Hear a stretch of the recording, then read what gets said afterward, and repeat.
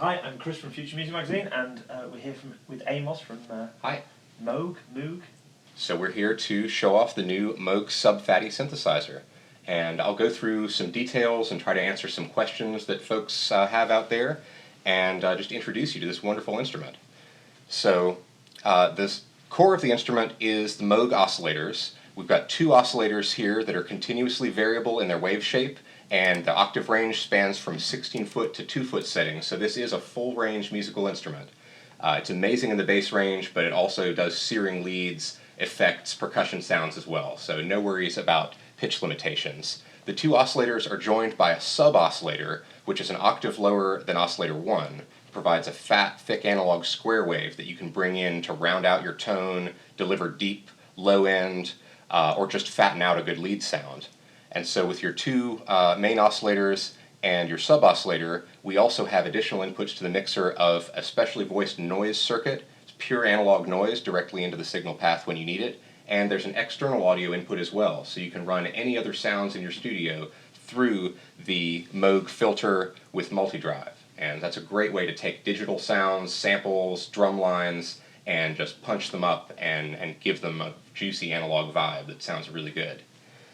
So, I'll just introduce a few basic sounds here. I'm going to start with one oscillator and take you through the range of tonalities that you can get, and I'll also start to go into some of the dynamics of the filter and the multi-drive.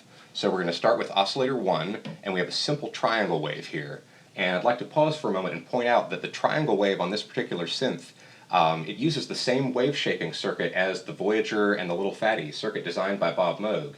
But we've specially voiced that and made a few adjustments to just bring out the best character of the sound that we can.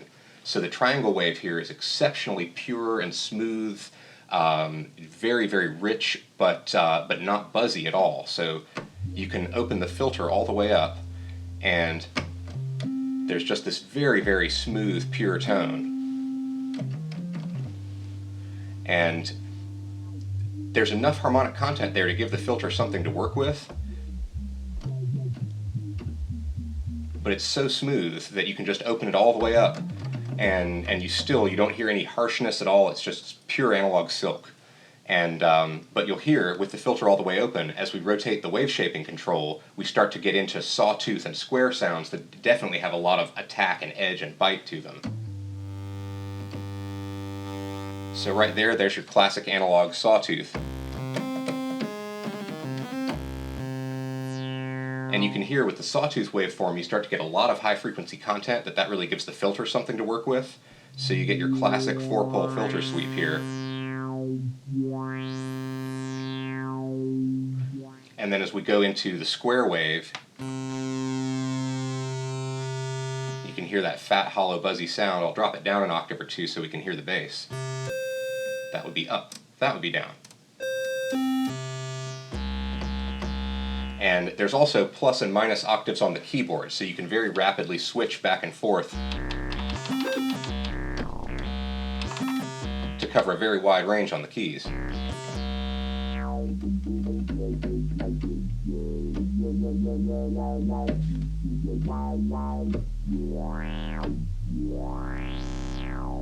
So that's that classic Moog filter chewing on some bright harmonics from a square wave. Now, before I bring in the other oscillators, I'll show you a little bit of the drive and the multiple types of drive controls that you have here. There is, of course, the multi-drive circuit, but we'll start in the mixer. The mixer is set up along the lines of the Mini Moog Model D to provide a lot more gain going into the filter than you would strictly need to get a pure sound. So right here around 12 o'clock, we have a very pure and undistorted sound. We're back to our low triangle waveform. And this, by the way, this sounds incredible through a subwoofer, through a big system. The way that this really smoothly pumps the speaker cones back and forth just delivers the maximal sonic weight with minimal ear fatigue. And that's what the sound of analog is all about. So we've got this very, very pure triangle sound, and as we crank up the mixer, it's a little hard to hear with no harmonics there, but this is actually overdriving and fattening up the sound a little bit by itself. I'll bring in a sawtooth wave here. So there's a very clean sawtooth. And I'll crank up the mixer all the way. And you can already hear that that's starting to get a little bit more body and bite and thickness to it. And now I'll start to bring in the multi-drive. And you can hear that even at very small amounts, it instantly just pumps up the sound a little bit.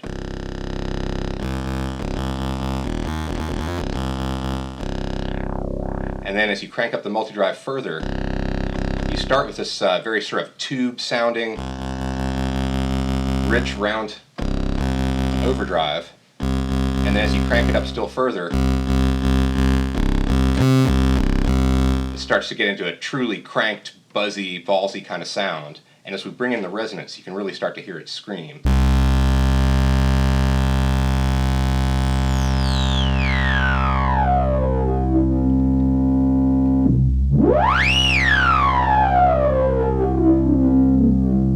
That there is a very new sound for Moog.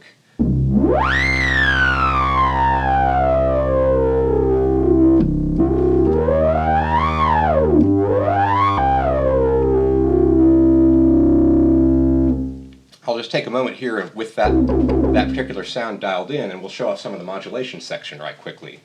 We had a question from the web about filter modulation and using the ADSR envelope section. So here's the filter envelope. Over here in the modulation section, just set the source to filter envelope, and you've got continuously variable amounts of modulation for pitch, filter, and waveform. We're going to turn up the waveform modulation a little bit. And now, all the controls of the filter envelope are directly sweeping the filter. And of course we have a bipolar envelope amount, so you can sweep in the positive or the negative direction.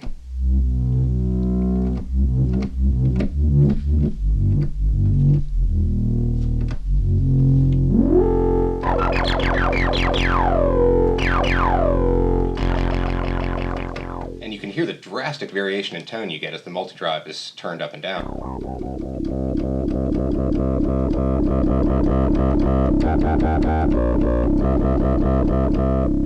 Very, very rich. And all of this so far is only with one oscillator, but it's, of course, this is a multi-oscillator synthesizer, which really brings it into new sonic territory. So we'll bring in oscillator 2 here, and we'll get the 2 oscillator synth experience. So there's one,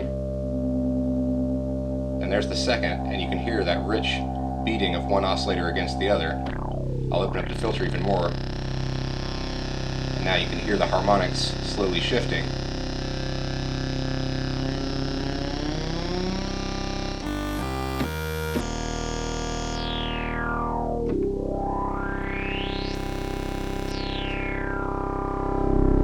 So there's with no resonance.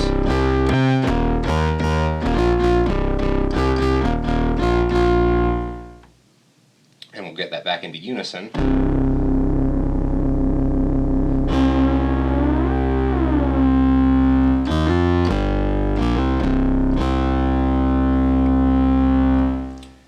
All right, and so again, this is using some of the mixer, the pre-filter overdrive, and we've got no multi-drive. You can really get such a rich range of sounds out of this thing. Let's go for something a little bit smoother here, and I'll throw a little vibrato on it. That would be a nice triangle wave LFO to the pitch a little bit of filter modulation. Throw some glide on there for some classic tones.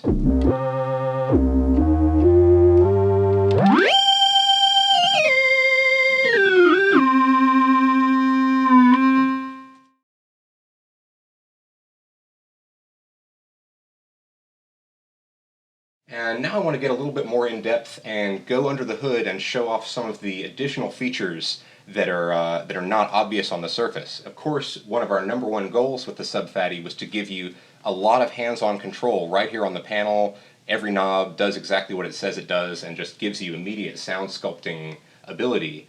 But in addition to that, we really wanted to deliver the total modern production experience. And so every knob on the panel sends and receives MIDI. There's USB MIDI and standard DIN MIDI, and so that you can completely automate every parameter that shapes the sound from your sequencer or workstation environment. And you can also get in and control a number of additional sound shaping parameters that are really key to unlocking the sound, but that wouldn't fit directly on the panel itself. So for instance, with waveform modulation, in the modulation section you can smoothly modulate these oscillators all the way from triangle through saw to square to skinny pulse wave. And in fact, you can modulate all the way to DC, which means that you can bring the waveforms in and out of the mix from the mod section. But the key to this is you don't just modulate both waveforms all the time. You can control whether you're modulating oscillator 1, oscillator 2, or both. And that's very easy to set up here. I'll start out with a classic sort of pulse width modulation bass sound. So we'll get a couple square waves going, bring them into the mix here. Just the sheer heft and analog weight of that sound is so good.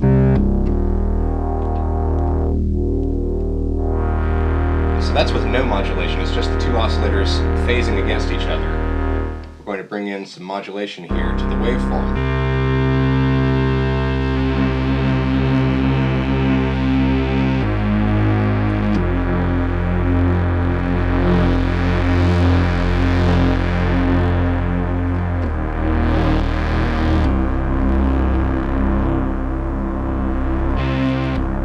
Just enormous sound. Alright, and the key to editing all of the hidden parameters is there's a shift mode here on the panel, and you can use what are normally the bank and patch buttons to select all of the extra parameters and then edit them. So what we've done now is we've set up our waveform modulation, but we're only modulating oscillator 2. So oscillator 1 here is going to provide the rich, steady foundation of our sound. You can hear oscillator 1 there, just hanging out, not being modulated. Turn up oscillator 2. There's oscillator 2 not being modulated. And now,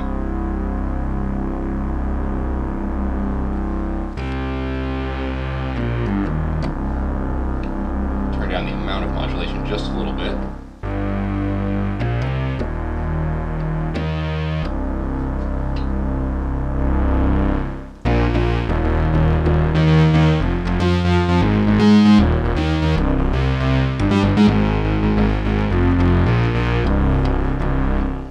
So there's your classic pulse width modulated bass sound, one oscillator fixed, one oscillator modulating.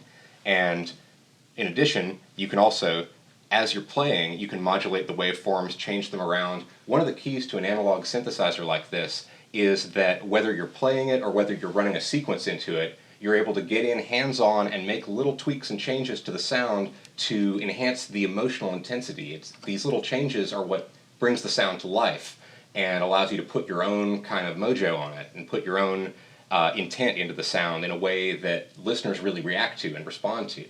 So what we're offering here with all of this hands-on control is really the ability to master your own mix and put your own personal flavor on it in a way that, presets and plugins and static sounds just can't do for you.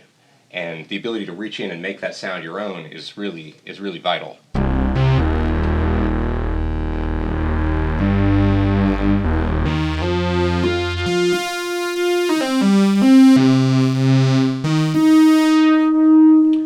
I'll go through a couple of really smooth sounds here, and then we'll get into some really dirty, wild sounds.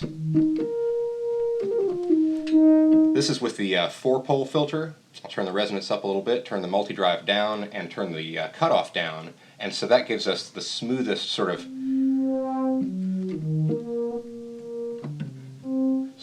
most lyrical kind of sounds that you can get.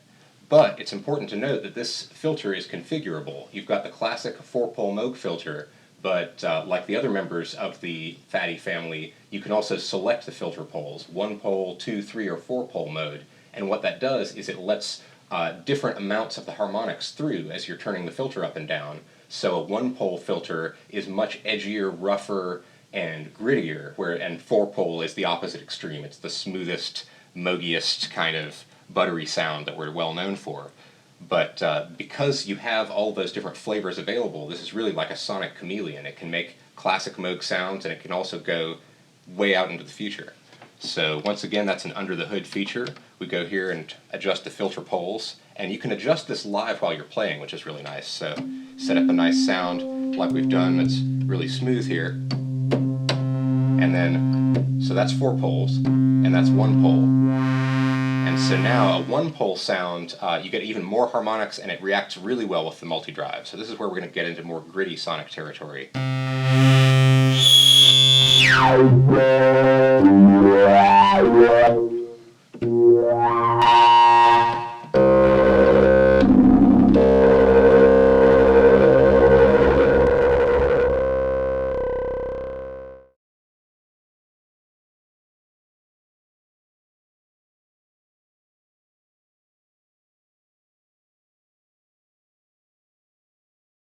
And this is something that we're able to do because we've got such excellent control over the tuning and pitch of these free-running VCO oscillators.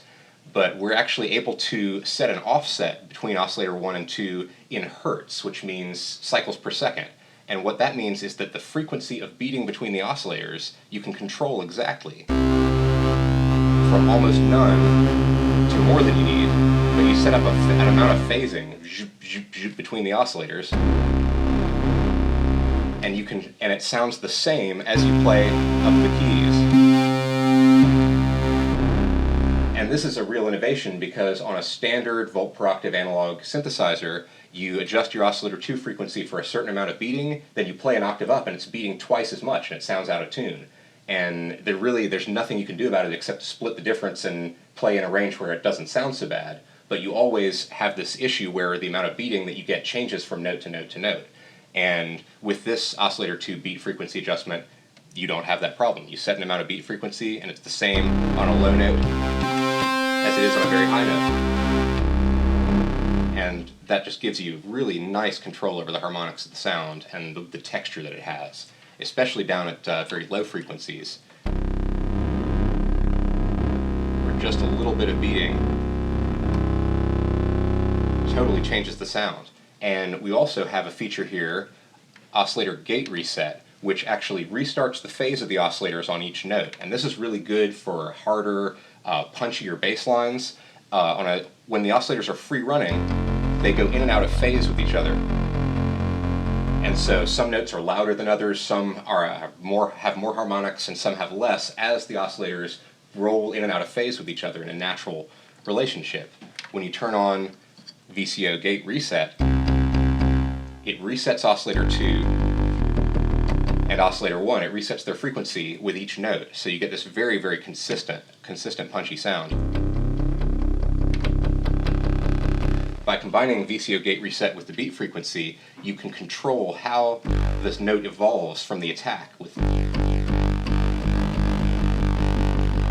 absolute precision and just get these really interesting sounds.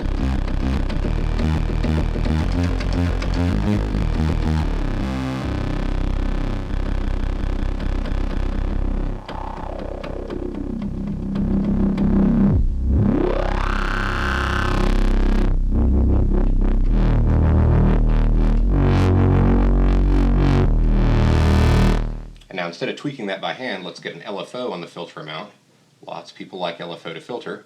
And another nice thing that we have here that I'll show you, a couple things related to the LFO. First of all, we've got an LFO reset here that, just like the VCO reset, it resets the LFO to 0 with each note. So there's a slow LFO. And you can hear that it's moving at a different rate than I'm playing. If we turn on this reset here,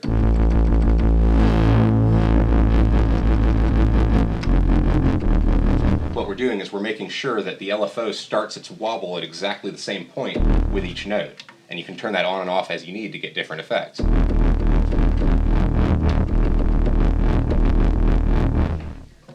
Alright.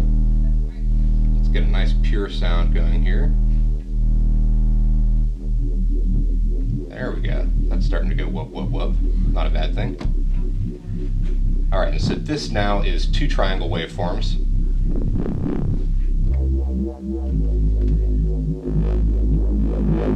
As you change the wave shape, you of course get different harmonics.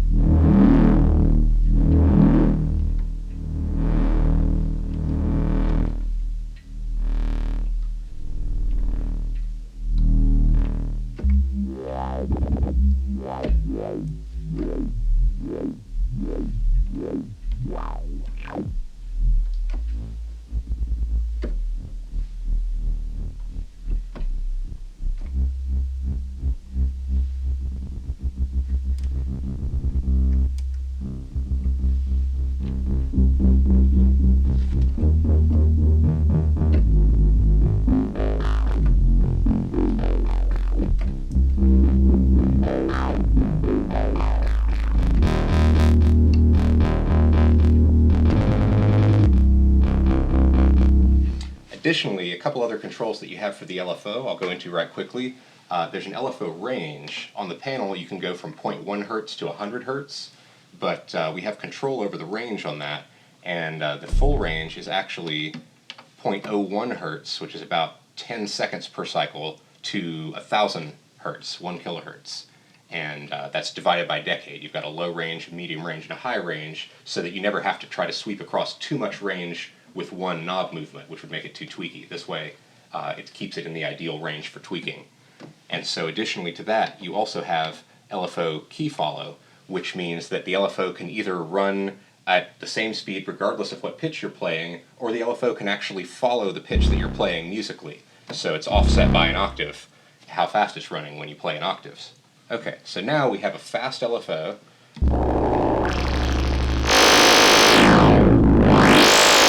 And that fast LFO is following our keys. So you can really get some very gnarly sounds out of here.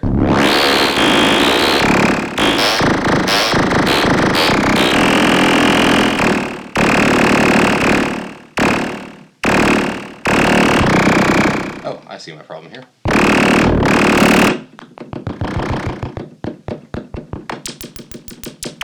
I'll just get into some effects creation here. We've got some very, very fast, punchy envelopes as well that I haven't touched on until now.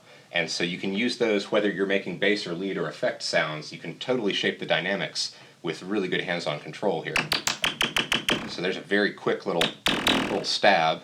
Turn up the sustain a little bit. And what I'm doing here really is I'm just modulating the filter with an LFO at a high rate. And I've got the filter resonance cranked all the way, and I've got the multi-drive about halfway up. We'll play with the multi-drive a little bit while we adjust this. So there's a very clean sound with no distortion. There's a maximally distorted sound.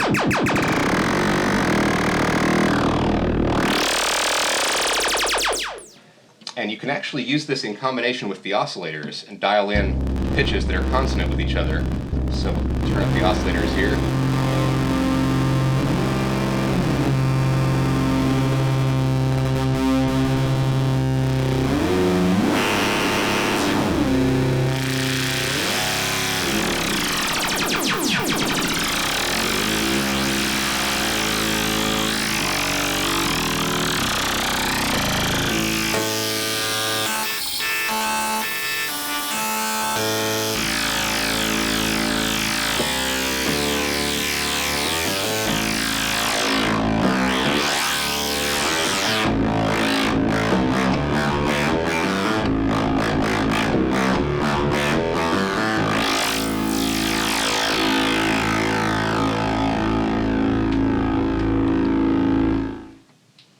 Et voila.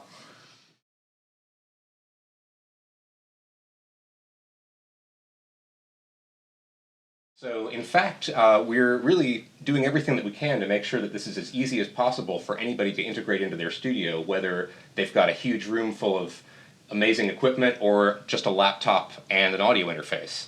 Because you can use USB to connect directly from this to your computer, and we'll be shipping with a full editor and preset librarian that will be VST audio unit or standalone. So whatever kind of sequencing environment you use, AAX for Pro Tools as well, I think will be included. And so the editor will give you all of the parameters on the panel, all the parameters that are under the hood, everything that shapes the sound in one easy-to-use interface, and of course the ability to save unlimited numbers of presets on your computer, which you can instantly load into the unit. And it's worth pointing out, as I mentioned earlier, every knob, every sound shape and parameter can be completely automated. It all responds to MIDI at 14 bits, high resolution, or of course standard MIDI resolution. All of the knobs put out MIDI CCs at regular or high resolution. So you can use this as a control surface as well. All of these really smooth tactile analog knobs, You can record your performance on them. You can even route them to other plugins and use this as sort of as your control surface. It's this nice, it sort of sits right in front of a computer monitor. And the keys put out polyphonic MIDI, so you can also use this as your controller for any software instruments that you have. One of my favorite tricks actually is to use this as a control surface for a soft synth, which I then run the audio from into the filter using the external analog input. And that way I'm playing, some polyphonic digital synth that I like, but I'm playing it on these keys, running it through this filter, tweaking the sound out here, and so you can completely hybridize and integrate this instrument into your existing workflow very nicely.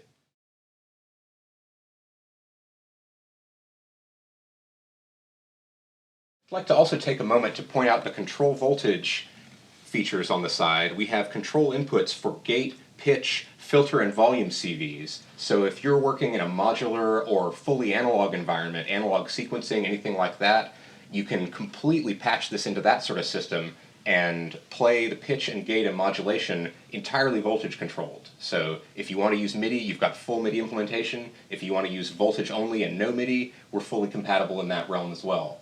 And like we've done with the Moog Minotaur, there are additional features just waiting to be unlocked as we develop and invent them and refine them. So you'll want to look forward to additional updates and future expansions of the capacity that we have here.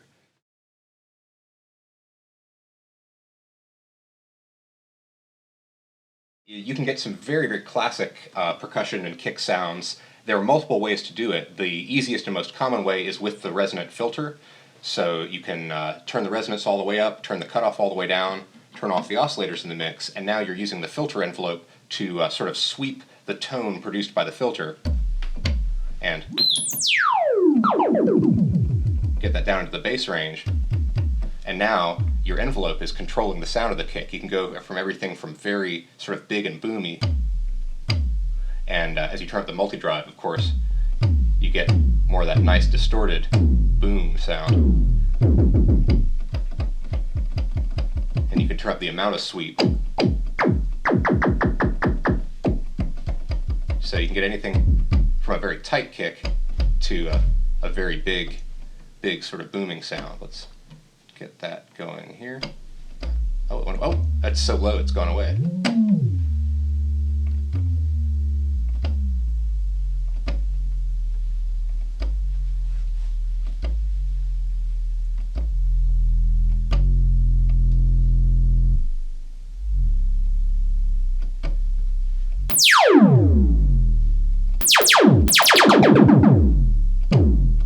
There we go.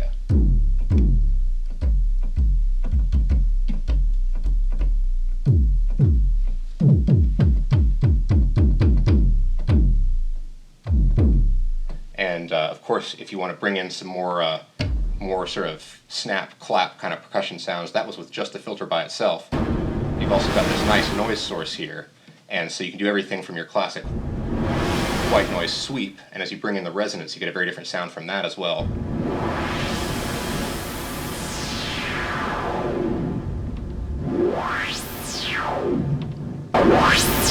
That also sounds very different with the multi-drive turned up. And you can turn that, of course, if you want to shape that into some percussive sounds. You can do that as well.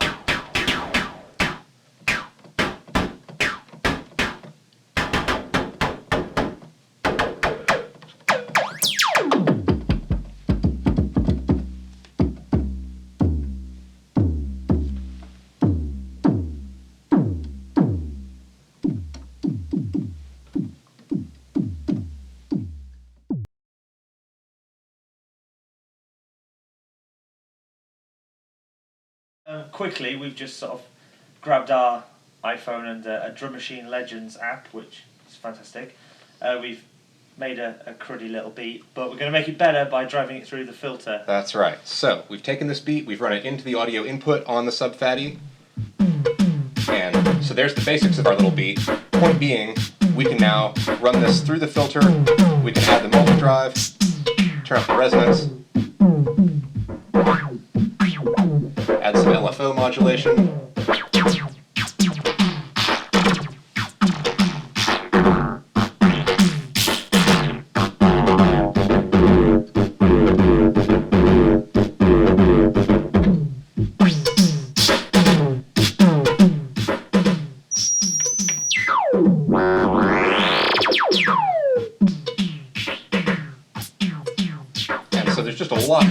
sonically with this basic little beat.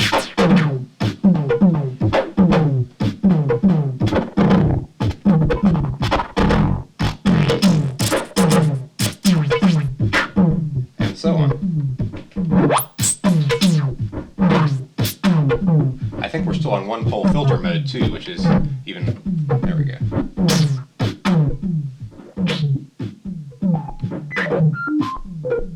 A little sample and hold modulation.